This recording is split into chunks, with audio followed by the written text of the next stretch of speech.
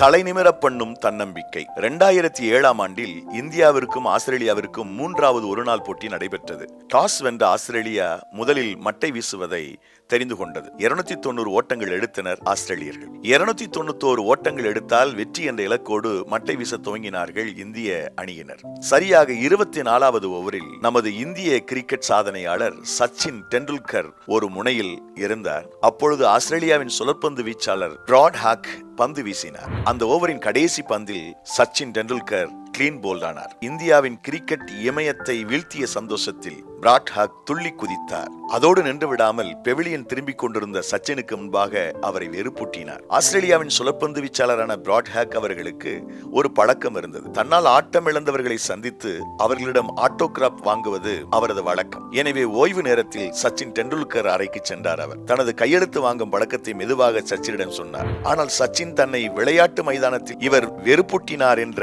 எந்த கோபமும் வருத்தமும் காட்டிக்கொள்ளாமல் இன்முகத்தோடு பிராட் ஹாக்கிற்கு கையொப்பமிட்டார். பிராட் ஹாக் சச்சின் அறையை விட்டு வெளியேறும் போது சச்சின் பிராட் ஹாக்கை பார்த்து சிரித்துக் கொண்டே இப்படி சொன்னாராம், "This will never happen again, Haggy."